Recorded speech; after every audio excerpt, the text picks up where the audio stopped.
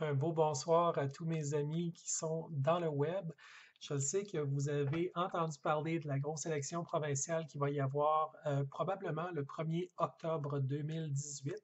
Ça va être le moment pour tous les Québécois de se prononcer sur les représentants qui vont faire porter leur voix au niveau provincial à l'Assemblée nationale. Parfois, les gens sont déchirés entre les grands partis. Ils se disent qu'il y a des bonnes idées dans chacun, qu'il y a certaines choses qui les inspirent dans un parti, d'autres qui les inspirent moins dans un autre. Et finalement, ils vont voter parfois parce qu'ils croient à quelque chose, puis ils veulent absolument faire passer une option. D'autres fois parce qu'ils se disent, je veux pas que l'autre parti rentre avec des choses que je veux vraiment pas. Alors, quand on est un petit peu pris comme ça entre plusieurs partis, on se rappelle qu'en bout de ligne, ce qui compte avec notre vote, c'est ce qu'on veut nous vraiment. Donc, imaginez s'il y avait un parti politique qui était une plateforme décidée par le peuple davantage. Pas juste une élection aux 4 ans, mais vraiment une plateforme électorale qui correspond davantage à ce que les citoyens veulent parce que c'est eux qui, via une approche de démocratie directe, arrivent avec leur opinion et changent les choses.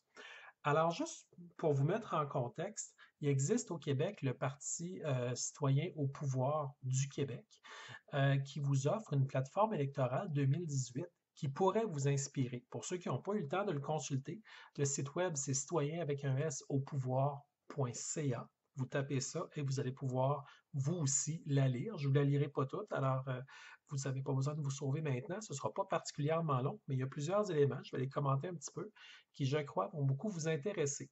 Alors, à la base, je vais baisser les yeux un petit peu pendant que je lis ça. Je l'ai à l'écran avec ma caméra au-dessus de l'écran. Donc, on est capable de se, de se voir facilement avec la caméra, même si je suis en train de lire.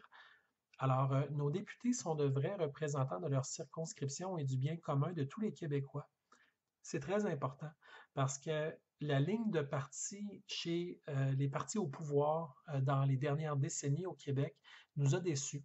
On a vu des gens qui étaient élus par le peuple se lever pour protéger les intérêts du parti qui, pour toutes sortes de raisons, avait tendance à défendre des lobbies d'intérêts privés, des intérêts pétroliers, des intérêts financiers, mais on se demandait où était l'intérêt du peuple et on se disait, ma foi, ces gens-là se sont levés à l'Assemblée nationale pour défendre quelque chose et c'est même pas pour défendre le peuple qui les a élus. Alors, à quoi ça sert d'élire des gens s'ils sont pour voter pour des lobbies d'intérêts privés?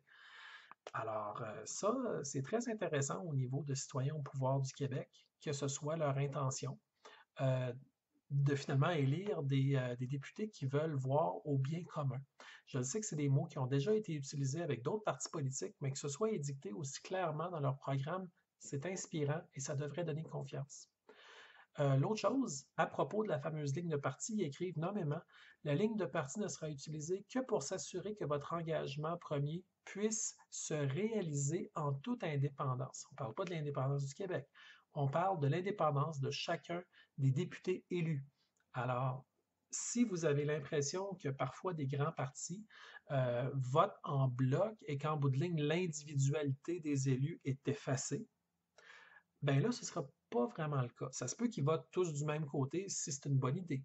Mais ça se peut aussi que le parti euh, mette en valeur les différences dans les opinions, ce qui serait une richesse incalculable à l'Assemblée nationale parce qu'on aurait, en tant que citoyen, beaucoup plus d'occasions de se reconnaître dans les décisions des élus. Donc, ces mécanismes-là sont plutôt fondamentaux, mais très rarement discutés dans les grands médias.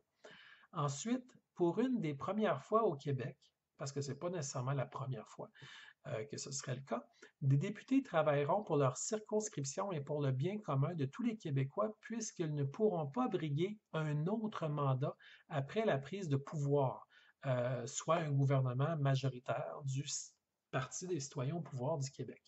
Ça, c'est très intéressant puisque si les élus reviennent pas pour un deuxième mandat, ils vont avoir tendance à en faire le plus possible dans le premier mandat. Et advenant qu'ils travaillent réellement pour le peuple, ça permettrait d'avoir une fenêtre d'opportunité de 4 ans où le peuple serait immensément mieux représenté par les élus. Donc, fondamentalement, ça, c'est majeur comme position.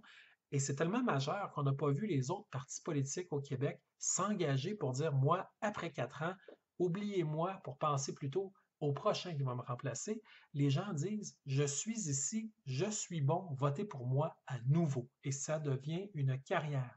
C'est d'ailleurs la raison pour laquelle on parle souvent de carriéristes politiques, des gens qui ont des idées, au départ probablement très bonnes, très louables, mais qui après un certain temps viennent qu'à défendre des concepts qui sont beaucoup plus liés à l'intérêt du parti ou à l'intérêt de ceux qui financent le parti de manière directe ou parfois de manière indirecte.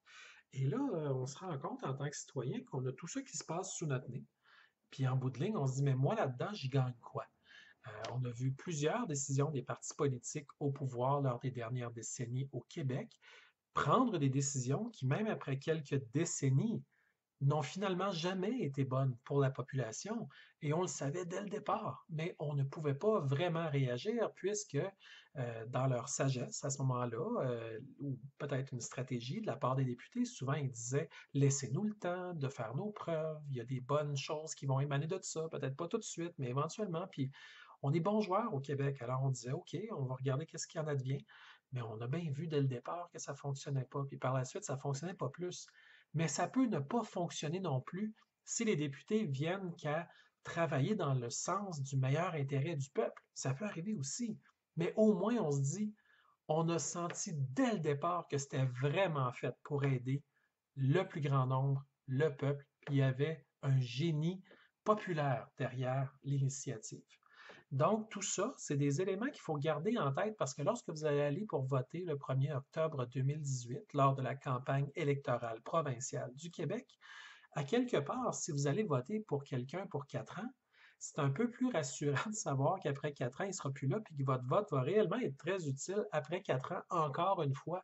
Ce ne sera pas quelqu'un qui va être reconduit au pouvoir, ça va être quelqu'un qui, pendant 4 ans, idéalement, si c'est quelqu'un du Parti citoyen au pouvoir du Québec, va avoir finalement ouvert les horizons de beaucoup de gens qui pensaient que toutes sortes de choses étaient impossibles en politique et qui tout à coup deviennent possibles.